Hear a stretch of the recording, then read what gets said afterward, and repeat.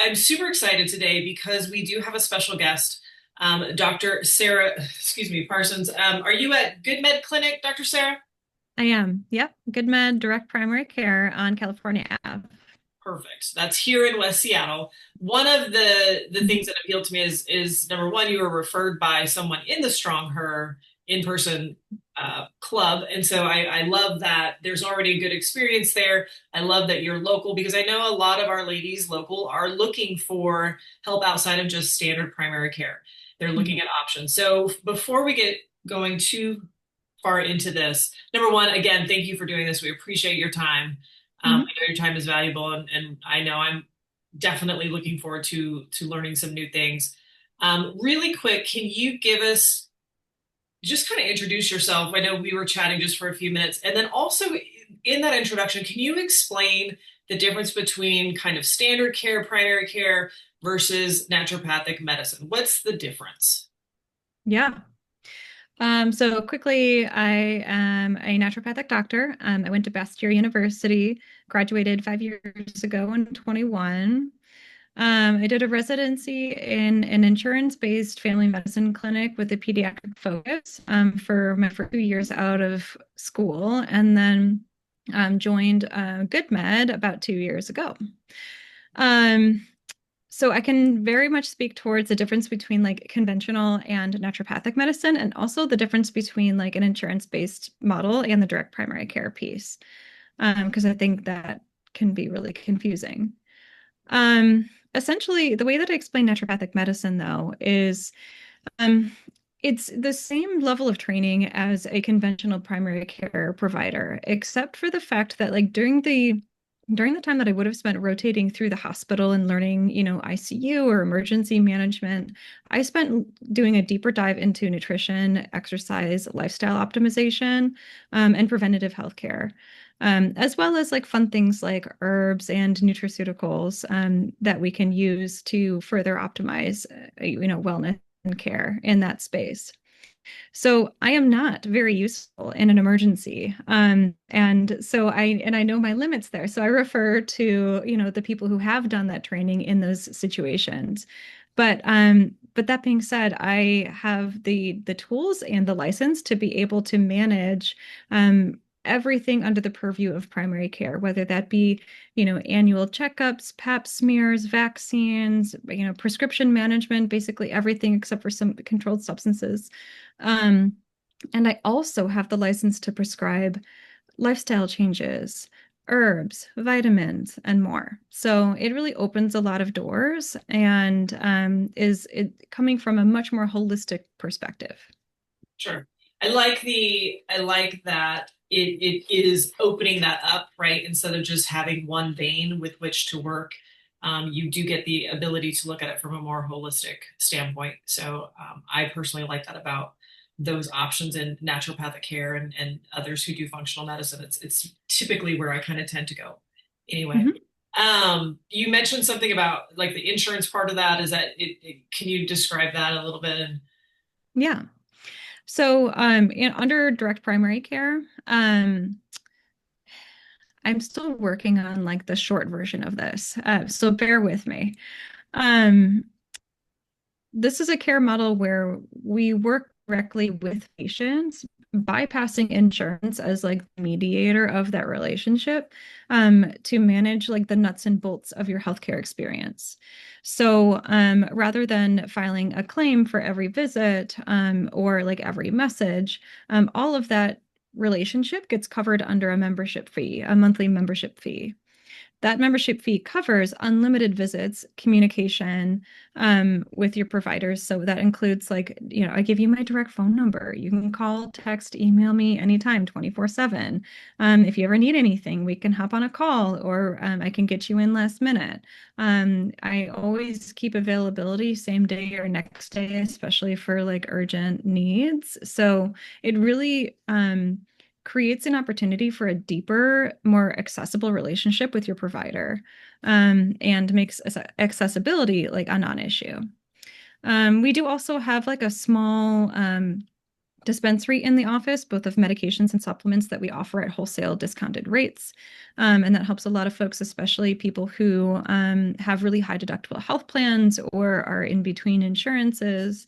That makes healthcare a lot more affordable, as well as labs, discounted wholesale rates on labs. So I don't know if anybody paying attention is has experienced this themselves if you work for a company where maybe your insurance is included in that. But as an entrepreneur, I can tell you that, every year we kind of go through and in full transparency for a couple of years, I just was like, I don't need health insurance at this point. It's not worth it. I am a healthy person and I'm not going to spend, $600-700 a month to have insurance where I have these high premiums and out of pocket costs that are enormous. Like it just doesn't make any sense.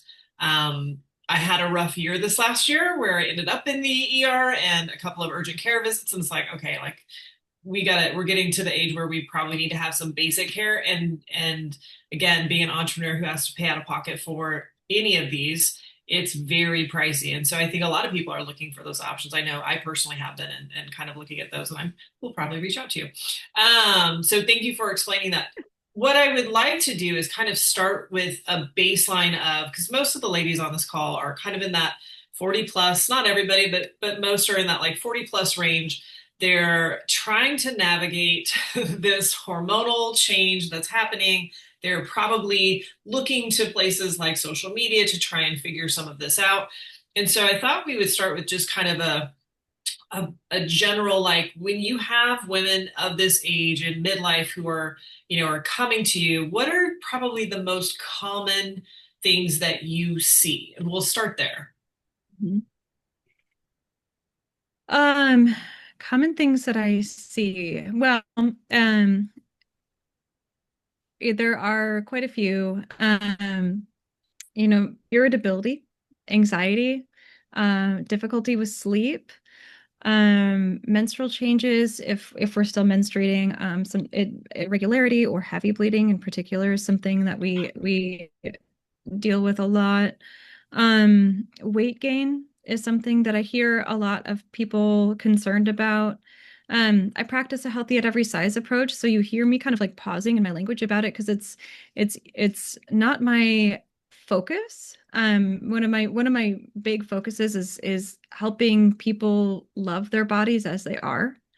But it's true. I mean, it's a pretty common experience in this stage of life when there are major hormonal changes that the body composition also changes, and people notice changes that feel really jarring to them.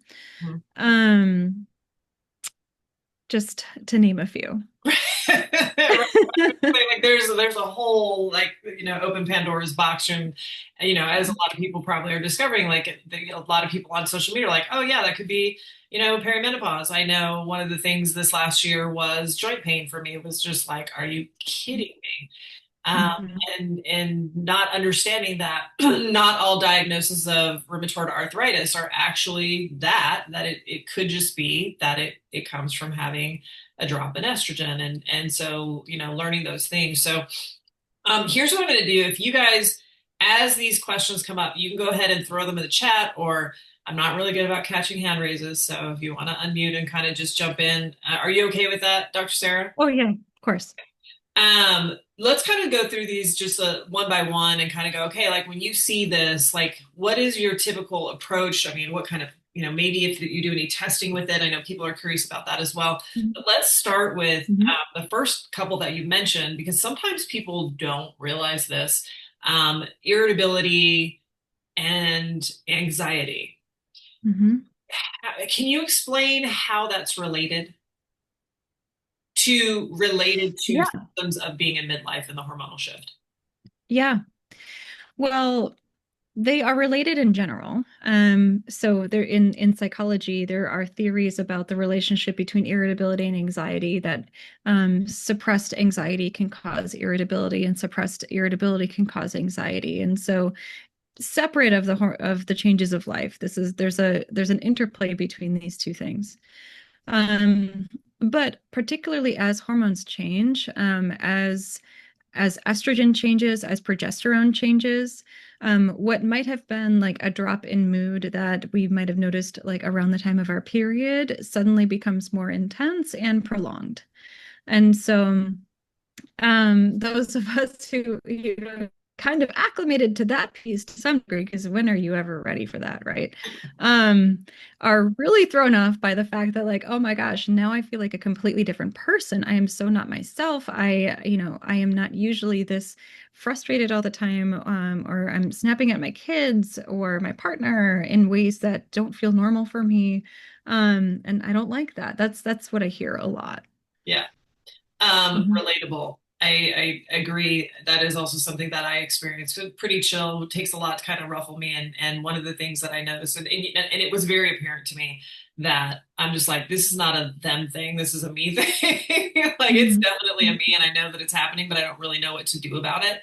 And so you feel Mhm. like people say a stranger in your own body. Like, why is this happening? Um, when you have that, and you have someone coming to you saying like, this is what's happening, do Mhm. you look towards testing? Are you more symptom-based prescription? Like how do you go about that? Yeah, this is a huge point of like discussion in the community.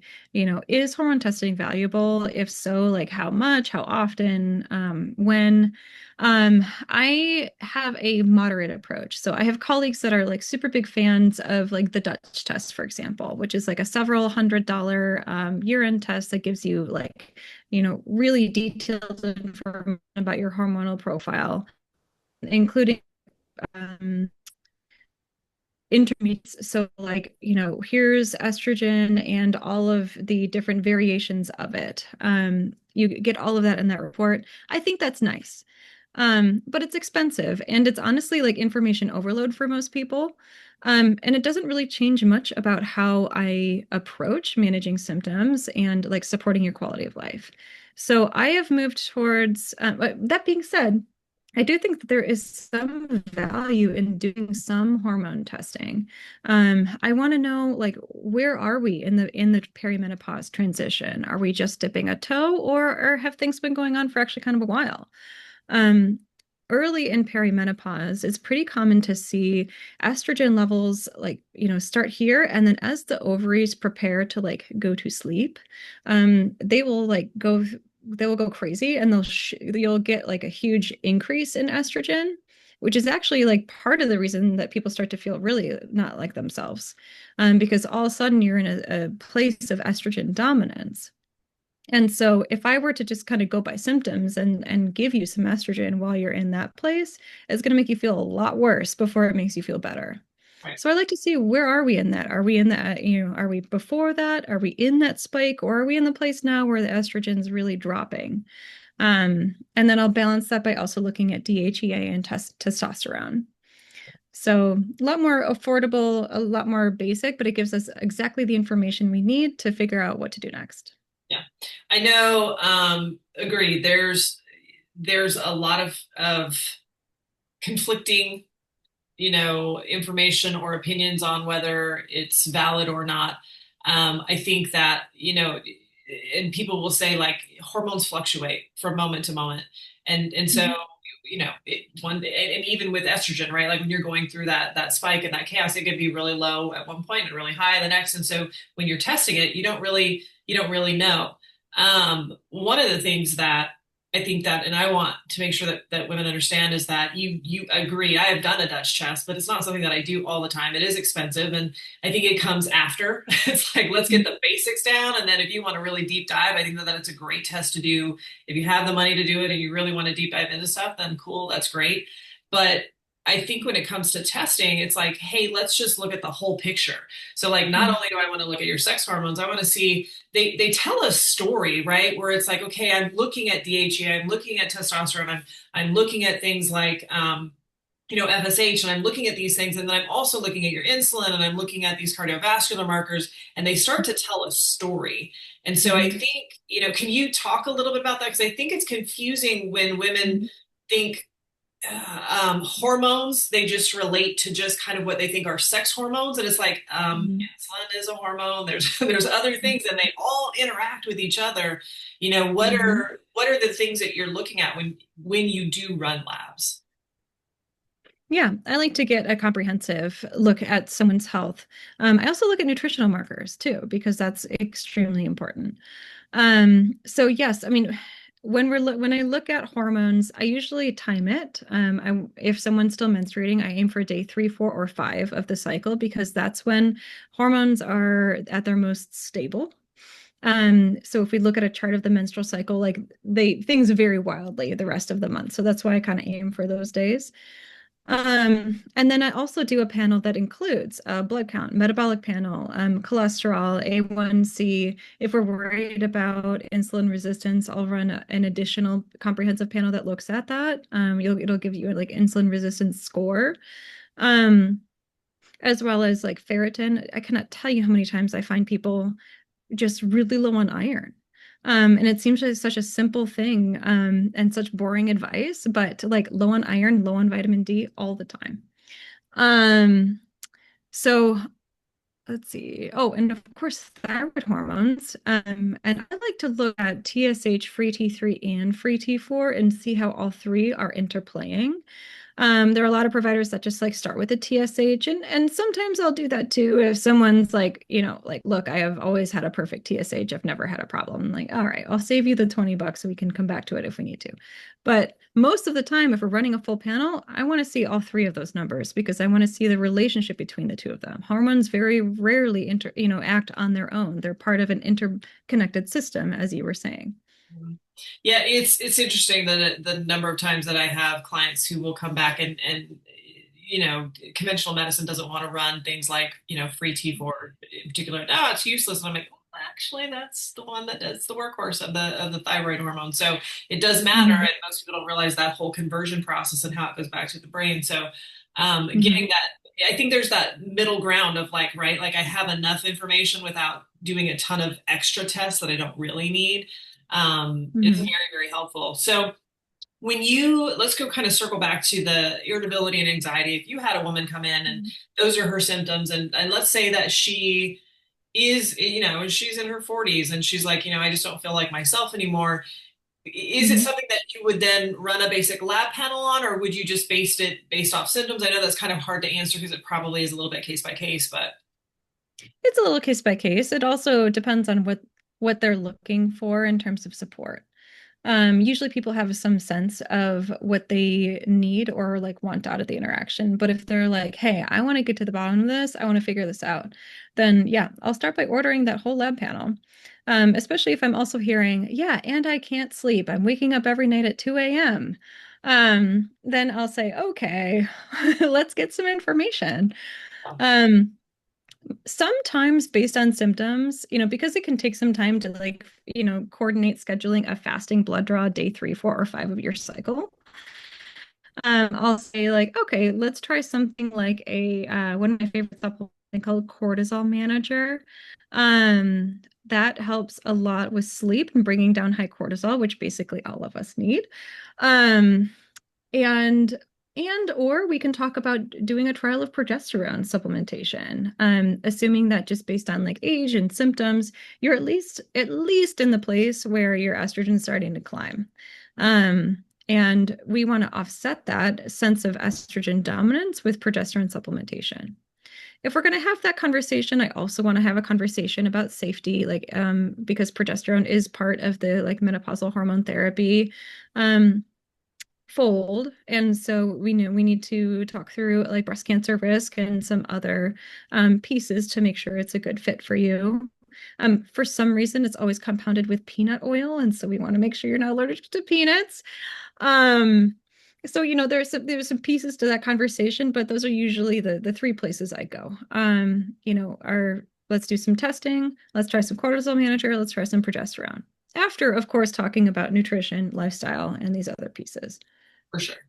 And that is, when women come to me with symptoms, it's like, okay, are we managing sleep as best as we can? Are we getting walking in? Are we hydrating? Are we, getting some nutrients? And so looking at all of those basics and then going, let's make sure that we're not doing something that's causing kind of a chain reaction, down the line. Now, I know you mentioned when you look at testing, if somebody is still menstruating, that you kind of time it based on that because you can see like what the pattern is. But what about a woman who's already in perimenopause where maybe they're getting a period every other month or every 3 or 4 months. And one time it's like a murder scene and the next it's, a couple days and it's done. Like, do you find that there's still any value in testing there? Because I know, again, a lot of practitioners will say there's no point because it's all over the place anyway. Is that something that you would still consider Mhm. looking at? I would, because there are multiple reasons that someone might have irregular periods, right? And we can assume that it's perimenopause. I won't make people try to wait till day 3 or 4 or 5 in those cases. We'll just take a random draw and just get a sense of the lay of the land. I want to know what your FSH is doing. Testosterone actually stays pretty stable throughout the menstrual cycle, so that one I want to see. Estrogen, I would still collect and just take it with a huge grain of salt, and take it in the context of like how you're also feeling. Um, because here again, if it's low, I can't imagine that it's going to spike the next day. Like, once it's low, it tends to stay low or just continue to be low. And so I want to have that information. Yeah. That's very helpful. I had a question. I think I just lost it. Oh, what I was going to say is what I've noticed over the years, it's as you learn like how this all works is, and I'm almost hesitant to say this, but I'm going to say it anyway, is, women who would come to me and we start doing lab work and we start working on those lifestyle issues. And maybe they are having, very erratic periods or it's every 3 or 4 months and they're just sure that they're marching towards menopause. And Mhm. once we put those lifestyle factors in place, and then maybe I do take cortisol manager every single night. I'm also on progesterone, so like little things like that. We put those things in place and all of a sudden they're like, I am getting a period every month now, Jen. What's going on? I'm Mhm. like, while that may be not what you wanted, what you have to realize is that that's the body telling you that is now safe and balanced so that it can actually have that cycle. The reason that you weren't having a cycle is because it made the choice of keeping you alive versus Mhm. everything else. It's like, listen, this isn't a safe place for a baby. We're not going to do this. And it shuts everything down. And so Mhm. it is not uncommon, at least in my experience, to have women come back to me and going, okay, like my periods are back to normal. Like what happened? I thought I was Mhm. almost there. Mhm. Mhm. Mhm. So I know it's very bittersweet, right? But it is a good sign. And yeah, like I said, there's a lot of reasons why periods might be becoming irregular. So, yeah, want to make sure everything's in place. for sure. Agreed. Um, you mentioned sleep. Hmm. Can you, I know this is where it gets kind of difficult because you're not looking at an actual patient, you don't have the labs, but I know everybody's kind of looking for some just quick, like helpful things that might help in terms of sleep or anxiety or things like that. Let's start with sleep. Are there things that you recommend either from a lifestyle perspective or maybe some supplements that might help calm our brains that like to go a mile a minute and just kind of keep going that might help regulate sleep better because everything is attached to sleep. So, Yeah. So many. It really, and also like of course it depends on the person and what is the root cause of the sleeplessness. Is it stress management? Are there things keeping you up? Is your cat walking all over you while you're trying to sleep? Um, there's some pieces to figure out. Are you doom scrolling and reading too much about the news right before bed? A lot of pieces to figure out, but definitely making sure that you get vigorous exercise every day or most days of the week. And when I say vigorous, I mean, I'd say like moderately active for like even just 15 minutes. I'd love to see 30, but like a 15-minute like walk where you feel your heart pumping and you're like generating just like even a little bit of sweat is going to go a long way towards fostering a better night's sleep. The other big one, and I am so sorry, alcohol. okay, we really are connected. I was literally like, as soon as she stops talking, I'm gonna be like, okay, let's talk about alcohol. What about that nightly glass of wine? I know. I But am doesn't it so help you go to sleep? it can, Okay. sure. Um, Temporarily, it can help you with falling asleep. Um, but it will make the quality of the rest of the night's sleep poor. And interestingly enough, so first of all, with alcohol, we're learning it's a carcinogen. It's in the same class as cigarettes in terms of like how strongly carcinogenic or cancer causing it can be. It is directly related to the development of at least 6 cancers.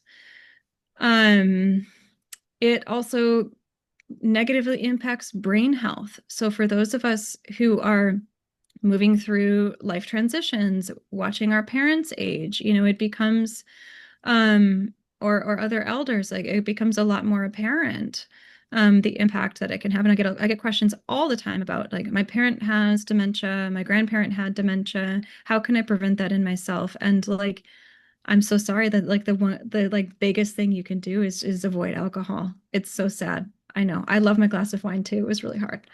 Um, and you know what the other thing is? Circling back to mental health briefly, I have found and heard time and again in people who have struggled with chronic depression and anxiety that once they remove the alcohol, oh, and brain fog, the clarity comes back. And if they have a serving of alcohol more than 2 days in a row, even like one glass of wine or one serving of beer, whatever you prefer, the depression and the anxiety come back the third day or so. It is wild. So, I know we were talking about sleep. So removing that, of course, following a healthy diet, getting lots of fruits and veggies. Sustained release melatonin has a place next to cortisol manager. I know melatonin's another controversial one, but if you are struggling to maintain a circadian rhythm, melatonin is a hormone that is the fix for that. There is a sustained release version that can help you stay asleep at night. Okay. Mm-hmm. I like And so many more, but I know I've already been talking for a long time. Oh, that's okay. This is all good stuff. Here's the thing. I guarantee you people are taking notes because they're like, I don't sleep well. And so let's take a look at this. I can tell you, I'll share a personal experience. My mother and grandmother had Alzheimer's.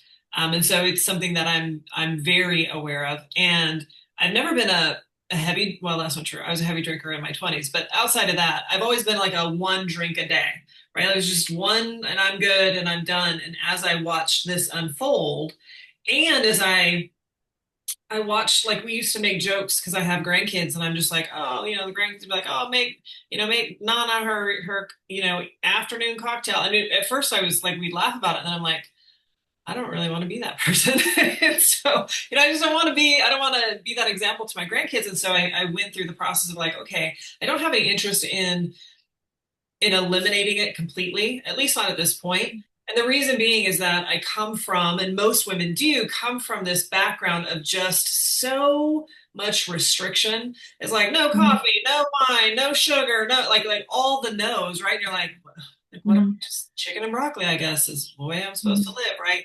And so I Mhm. went through all of those things. I've done all the diets. I'm in fitness, like I've done it all, and I had no interest in going back to that because I taught myself how to come to a place of moderation. So as I looked at alcohol, I looked at it the same way and said, okay, look, number one, yeah, it is that glass of wine is affecting my sleep. I will tell you a trick that I learned is that I do have it earlier in the day when I have it. I definitely don't Mhm. have it with dinner. Like I do okay if I have one. Like, and this was really clear when we were in Italy, which of course there's wine, and I was like, I can't have it at 7 o'clock. Like zero chance of me getting a good night's sleep. But I could have it at 4 or 5. And if I Mhm. have that and I'm still getting water, then I can get through the night as long as I don't make that a habit. I can stay pretty regular. But what I've done and what I learned just from a behavioral standpoint is putting things in a wine glass Aha. or 5 o'clock. So Uh-huh. I'm good with my little mocktails and I keep them very simple so that like 4 o'clock, the cat wants to get fed. I feed her. I put something in a wine glass. It's different than water. And it scratches the itch enough to where it's like, listen, when I want to drink, it's going to be something that I want, not just because it's there and I think I need it. And once you do that for a while, you get really picky with the things that you will drink to where now if I order something and I don't particularly like it, I'm like, no thanks. I don't want it. It's not worth it. Yeah. So it's not as think as hard unless you have a real problem, if you just have a habit, it's if you put in the work to find replacements on how to do it, it is doable and Mhm. you will feel better. It does make a difference. Yeah, Jen, you raise a really, really good point about restriction. And that's actually a soapbox that and a passion point for me and has been through my career. I think that we have inadvertently done more damage than good in trying to, send this messaging of like, okay, not this, not that, cut this out. Especially in the field of naturopathic medicine with, a lot of like food sensitivity exploration. I keep meeting people who are on extremely restricted diets because they think that's what they need to be healthy. And that's not the case. Of course, everything in moderation. And I really appreciate you bringing that up. Yeah, thank you. It's from experience, right? It's like, listen, I've done it. I have no desire to go back Yeah. to that because when people look at overindulgence, the overindulgence only comes from the deprivation. That's where that comes from, right? So like when people see me on social media having a bite of a donut and then not eating the rest, they're like, how do you do that? I'm like, because I don't deprive myself and tell myself the donut is bad, right? Like you get Mhm. all of these lifestyle factors in place to where you're not needing that all the time and then you can enjoy it and it's not something that's on a pedestal. I can go to a movie and not have popcorn because it's not on a pedestal. Mhm. It's not this behavioral thing that I do anymore. And so you get enjoyment out of it, but it doesn't take over. And so thank you. I appreciate you jumping into that because it's something that I am also pretty passionate about. Mhm. Does anybody have any questions or do you want me to just, because I'll keep firing questions around, but I want to make sure that you guys are getting the questions answered that you want. Can you see the chat, Dr. Sarah? Yes, I can. Okay. Hmm. Yeah, so that is that's a very good question. So is my practice the same as functional medicine? The term functional medicine is really a marketing point. Um, there is the Institute of Functional Medicine, which is an academic institution that does produce certificates that say, like, certified in functional medicine. I forget the specific designation. So there are some conventional providers that go through that training and, have that certificate and say, like, I'm a functional medicine doctor because I went to the Institute of Functional Medicine and so on and so forth. Um, what functional medicine is understanding health and wellness from not only how do I put this? Not only like the tried and true kind of like black and white algorithms of conventional medicine, but also like applying that like taking the information that we have and learning to like optimize further, optimize your health further. So like it's the difference between looking, for example, let's think about thyroid hormones, right? Um, a conventional approach would be looking at a TSH that is ostensibly normal, right? And then not diving deeper into that because normal is normal. That's true, but if someone's thyroid hormone, if someone's TSH is normal, but they are otherwise exhibiting symptoms of hypothyroidism and their free T4 is low or their free T3 is low, then functionally there is some thyroid dysfunction happening. I hope that that helps to answer that question. It is a little bit of a nuanced distinction. So what I practice is I would consider functional medicine because that's how I think about things. But I didn't go through that specific training through the IFM, if that helps. I think it helps me. So, Dee, if you want her to dive further into that, jump in. But I will give you my take, and I feel like since we're obviously connected the way that we are, I can ask you about this. In my experience and in clients' experience that I've coached, I think that sometimes when it comes to naturopathic medicine, what can happen is that somebody shows up, they get a bunch of lab tests done, and then they walk out with 20 supplements that they now have a regimen of like, okay, I've got to take these three in the morning, and then I've got to, right, like this whole thing. And I think Mhm. that number one, it's overwhelming, it's expensive. It's a little bit of a guesswork patch in terms of like what is working and what am I just clogging stuff up with, right? Like, so I wanted to ask you, like, you Mhm. mentioned and again, I feel like I can ask you this, like, what is your approach in regard to that? Yeah. That's another soapbox. So like, undoing the harm that we've done with like overemphasizing restriction is super important to me. And so is undoing some of the harm we've done by making people think that they need 27 different supplements to feel their best. Um, my approach is I try to be pretty minimalist. Doesn't always work out that way. If someone is really, has complex needs and we're trying experimenting with a few different things, sometimes people might end up on six. That's more the exception than the norm. I really like to focus on, you know, if I'm having you take something, one, it's because I have a good enough confidence that it will do something to help you, that it's worth experimenting with. Um, Two, I'll only ask you to try like 1 or 2 bottles of it. Let's try it for 30 to 90 days. See if it makes a measurable impact on your life. If so, cool, it's a good fit for you. If not, there's no sense in continuing to throw at something that's not creating a measurable impact on your life. And three, I really just like to be minimalist. I don't want people taking a lot of different stuff. I want people to be getting their nourishment through food, through lifestyle, and supplements are supplements. They're intended to supplement an existing lifestyle. Can we use them functionally at times? Yes, but that is much more the exception than the norm to my approach. Yeah, I had a feeling that that was an okay question for you. And one that I appreciate. It's funny because, like, again, like I love Cortisol Manager. What's interesting about that is it is trial and error. So, like, if you read the label, it's like take two at night, and I'm like, not me. Like, I can't take two. It actually wakes me up if I take two. And I've had probably if I had to guess, it was probably 10-15% of my clients who I said, this is something that you might want to explore. Research it, see what you think, and then they take it and it wakes them up as well. And so now they're like, I sleep really good till 3 and then I wake up and I'm like, you never really know what something's going to do. And so if you start with 10 different things, yeah, Yeah. you have no clue like what's working and what's not and what through what off. So I really appreciate that. So Eli has a question. If you haven't had a period in 6+ years, is there a benefit from getting a baseline on your hormones? That's a good question.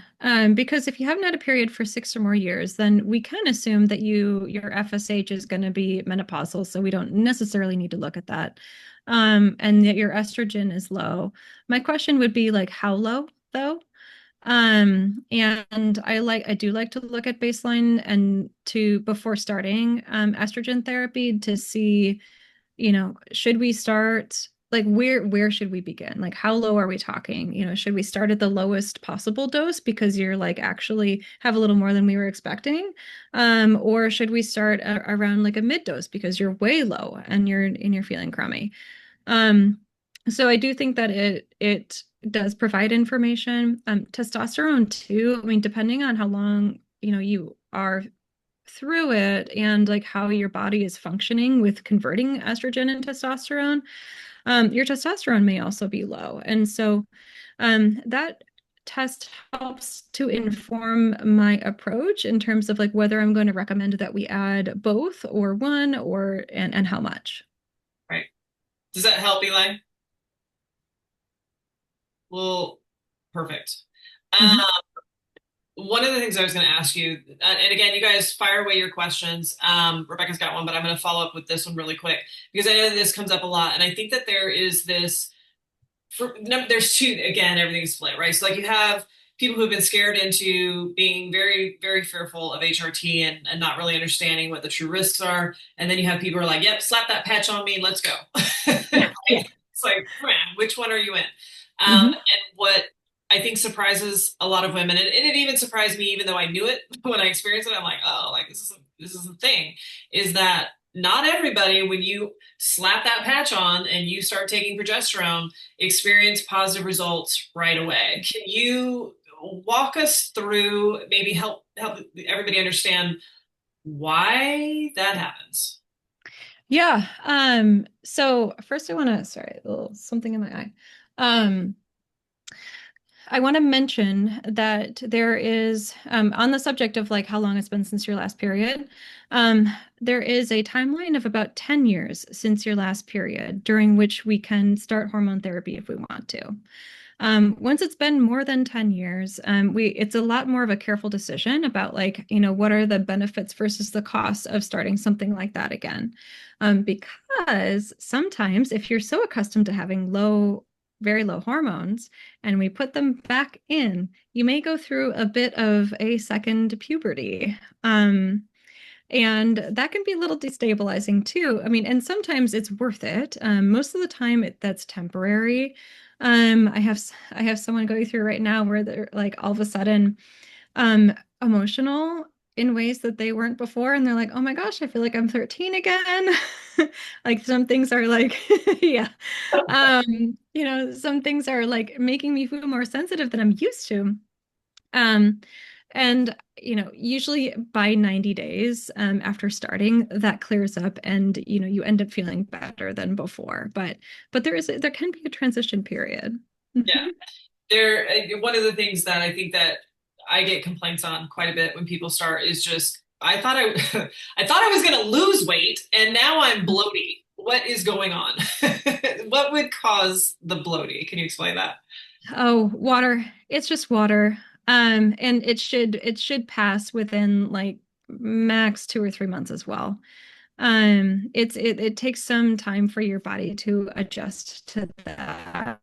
And so I would say, it depends on the reason that we're starting hormones, right? There are times where hormone therapy can also help to mitigate menopausal weight gain. And so it's always a cost benefit, but I would say like try not to focus so much on the bloating feeling. If you can, obviously easier said than done for a lot of folks, but try to understand it's most likely temporary, kind of like with starting creatine. Like there's going to be some water weight adjustments while your kidneys adjust to having the creatine on board, but for the long term, having that in your regimen is going to benefit you. Yeah. The Mhm. I had a client literally just had this conversation today, and she was gone all of the month of January and wasn't on her regular schedule, but was still very, very active and has had some hormonal shifts, as she fully transitions over. And she was like, Jen, the scale has jumped like 5 pounds. Like I do not understand like how that happens in 30 days. I've really got to rein this back in and this and that. And I'm like, okay, well, let me ask you a question before we get too crazy. Let me ask you a question. In order to gain 1 pound in a week, you would Mhm. have to eat 3,500 calories more than what you currently were. Mhm. So in that period of time, based on the 5 pounds, that means that you had to have been eating in excess of about 4,000 calories more per week, more than you were every single week. Did you do that? And she's like, oh no.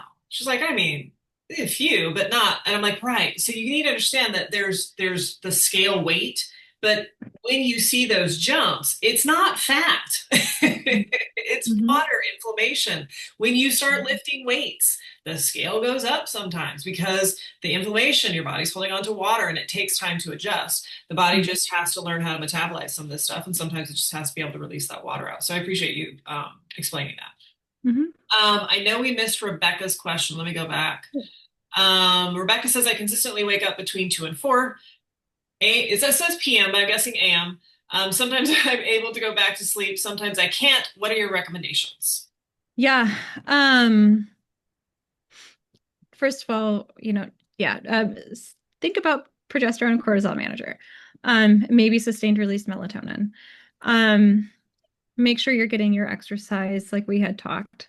And eating well and avoiding alcohol or minimizing it. Maybe just like social situations, right?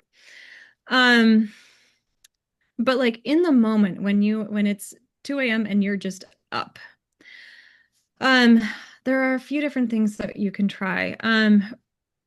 Some people swear by getting up and like going to another room, reading something really boring, or doing some writing, and then coming back. There's something about the context switching that helps your brain with getting back to sleep. Um, you can also try and take a sedating tea during that time, or like a really small melatonin. There's also lavella, which is a lavender oil that I'll use sometimes, that can help guide you back to sleep without making you like super groggy once it's time to get up. So those are some off the cuff ideas. How do you feel about magnesium? Love magnesium. Oh gosh, magnesium. Thank you. Yep. Magnesium is one of the most common deficiencies in the US next to vitamin D. Basically everybody should take it. The classic person to me that is like very much in need of vitamin D, or I'm sorry, magnesium, is someone who has trouble sleeping, struggles with anxiety, tends towards constipation, and has muscle tension and pain, because magnesium speaks towards all those things. So yeah, taking magnesium can really help. I will say it's been hit or miss on the sleep with regard to magnesium. Some people like that's all they need. The magnesium helps. For others, when the insomnia is more than mild, it doesn't always do the trick. Can you break down the different types of magnesium really quick based on like what's good for what? Because that can be confusing as well. Oh yes. This debate. Yeah. So there are many different types of magnesium. There's I'm surely gonna forget some, but like magnesium citrate, magnesium glycinate, magnesium oxide, magnesium threonate. Um, in theory, each of them does different things. In particular, magnesium threonate crosses the blood-brain barrier, and so when we're really trying to troubleshoot some anxiety, we might try that one. It's also significantly more expensive than its counterparts, so I use judgment with recommending that one. Um, Magnesium glycinate tends to be more supportive of like relaxation and like muscle relaxation, whereas like citrate and oxide help support like constipation a little more. Um, to be frank, I am curious if we might be splitting hairs with that one and creating more confusion than we're solving. Um, and so I tend to just recommend like, why don't we just try like a blend, like Trimag, and just call it a day, Right. instead of like being like making and getting that granular with it. Yeah. Um, I can tell you, and the reason I bring it up is because magnesium was a game changer for me at first. And then it Yeah. was like a layer, right? Like as I went Yeah. further down the rabbit hole, I was like, magnesium is great. And then after a while, I'm like, okay, I'm waking up at the 2 to 4. And then cortisol manager, and I layered that in. And then as I Mhm. kind of went through, I'm right there knocking on her door. Now it's like, yes, I'm on progesterone, and that helps sleep too. I can tell you that from there, Rebecca, it's also looking at like, what you talked about is different lifestyle things. I know that certain meds that I take, like, I never had to get put on a statin for my blood pressure, which I'd love to talk to you about. If I take it too Mhm. late in the night, like it wakes me up earlier in the morning. So it's timing things. And so it's a matter of being a little bit of a detective. I have clients who they've eliminated carbohydrates at dinner thinking that that was going to help them burn fat. And I'm like, carbs help lower cortisol. So we want to find a balance there. So if we can adjust these just a little bit, it might help you smooth out. But, just like Dr. Sarah mentioned, it's really about going, okay, baseline, let's look at, where you're at in terms of lifestyle. What do your nutrients look like? Are you on Instagram doom scrolling for an hour before you're trying to go to sleep? Like, let's get those nailed down. And then we can start to layer in some of the things and see if they help. Mhm. Was that helpful, Rebecca? She says she's alcohol free. So, and I saw Great. another one. Let's see. Mhm. Multivitamin. Yep. Mhm. What's your take on daily multivitamin, um, or do you prefer an approach to take specific vitamins and minerals as separate pills? yeah, I think this is interesting. And there's not a one size fits all approach. There are times where I recommend using specific nutrients, and there are times where I recommend a multivitamin. I think that a multivitamin is really helpful for people who have limited diets, whether that be due to like picky eating or just convenience or just like trying to survive. And, you have little kids and all that's left at the end of the day are some half-eaten, chicken nuggets. Like I get that. I have two myself. Um, a multivitamin can help patch, some gaps that may arise just due to life doing what it does. But even in a perfect, even let's say you even have like perfect nutrition, um, we also know that like our nutrients, what am I trying to say? Our fruits and vegetables have a measurable decrease in nutritional value than they did 50 or 100 years ago, just due to like topsoil depletion and ecological changes. And so I say even for people who have perfect nutrition, taking a multivitamin a couple times a week is also not a bad idea to patch those gaps too. Um, that being said, I mean, there are some multivitamins that have like crazy high amounts of different individual items. Like 15,000% of, your daily need for vitamin B12, for example. If we're trying to use that functionally, that's one thing, but for the average person, um, that's more than you need. I went to a seminar like a million years ago, before COVID, um, which dates me, but at the NIH on nutrition and cancer prevention, and there was a talk there about taking large amounts of B vitamins for long periods of time, and we're talking decades, so don't panic.